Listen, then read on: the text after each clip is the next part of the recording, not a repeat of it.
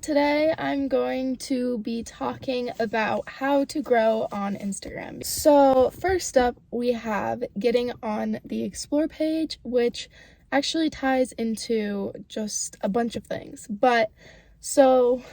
Oh my god, there's people here. Okay, we'll start off with hashtags, because hashtags are a huge myth in the Instagram community. They do help sometimes. You can definitely use them. Just don't use I would say don't use more than 20 per post, and don't use the same ones every post, or have a set of 5 that you cycle through, because if you use the same ones, you're gonna get shadow banned, or just your content isn't going to be pushed out as much because you're going to be classed as spam. So you don't want to have the same hashtags on every single post.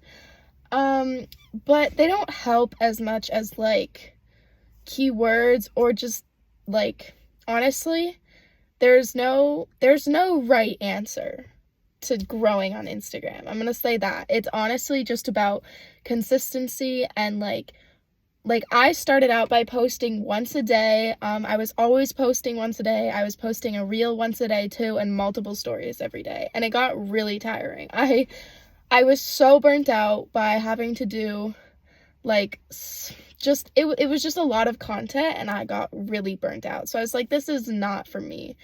I mean, I have a lot of content now stored up, so I'm posting drafts because I've been sick for 2 weeks, and I've been in school, and I've been doing a lot of stuff for my senior year, so it's been stressful for me. So I have just been posting a lot of drafts. I haven't made new content in weeks.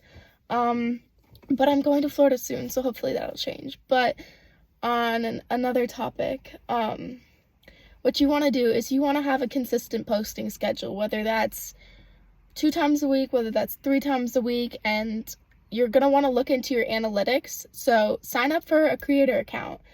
And once you have over 100 followers, and it's after a period of 10, 15 days, you will get analytics, and go in and look at your followers and your following, and look at the times and use those times to post. Whenever the numbers are the highest, that's when you want to post. And 30 minutes before that time is when you want to post.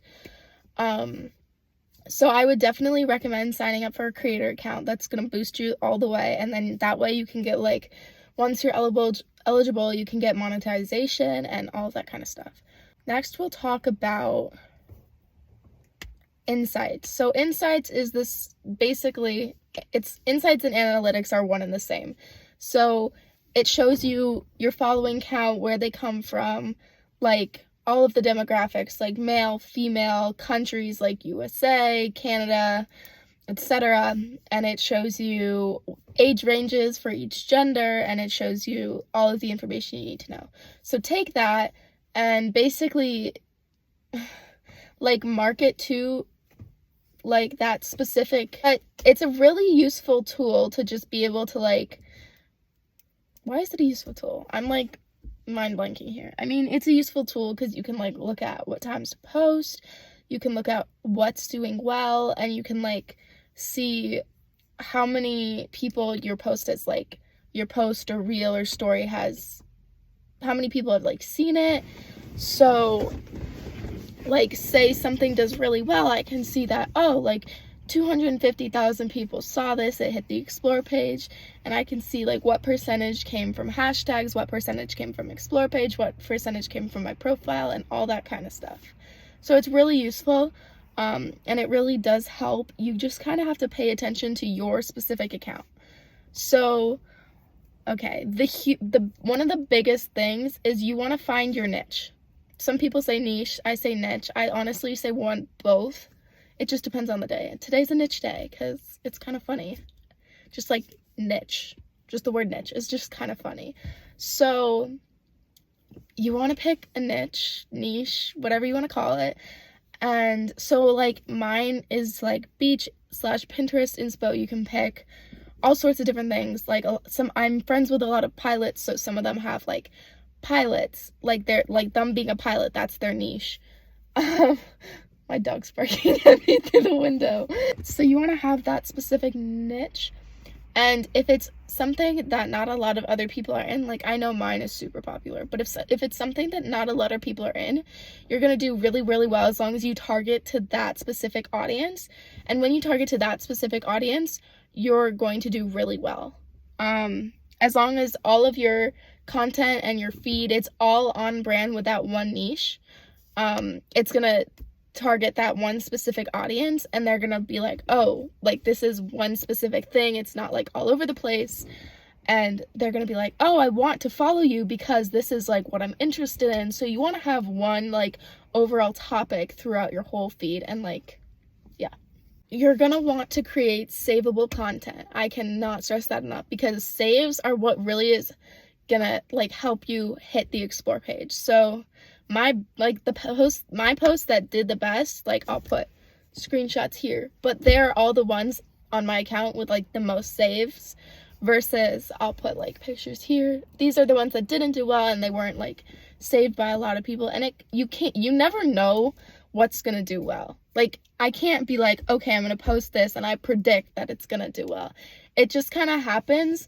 But you want to create something like, say you're like, I'm in the niche that I like, so I'm gonna look at this and be like, oh, I would save this, so I'm gonna post that because I would save it. So if I would save it, there's a chance that other people would save it. And sometimes, that doesn't always work out, but you just have to keep posting and keep being consistent, and like follower numbers will decrease, they'll increase.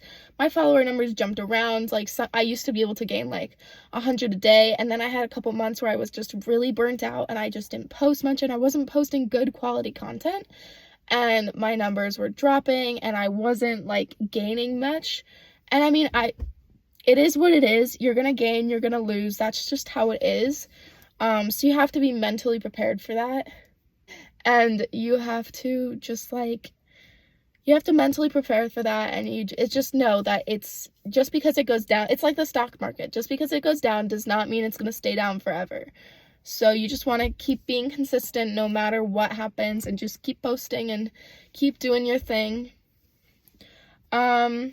So on another topic, so what I've learned over my because I've been creating content since like freshman year-ish, sophomore year. What I've learned, I've really got into it as like a business where I make money off of it this year, like 2022, 2023 senior year. But so what I've learned is quality is so much more important than quantity. Say you post once a week, but that quality, like the quality of that reel or post is like really good quality and brings a lot of people to you. That's so much more important than posting like something that you put 5 seconds into, and like there's no thought to it at all, there's no theme or anything, like once a day. Well, there are some things that you will put no effort into and those will like go viral, versus the things that you put effort into aren't going to get seen. But that's kind of just the way the algorithm, like you never know. It's kind of the luck of the draw, but there are a lot of things you can do to like push yourself out there. But it's post something that you yourself, if you saw on like your For You page or your Reels page, if you were like, oh my gosh, I would love to watch this, I would love to click on this, I'd love to save it. That's the kind of stuff that you want to be posting yourself. Hey guys, thanks for watching part 2 about monetization. Will be going up next Sunday, so stay tuned.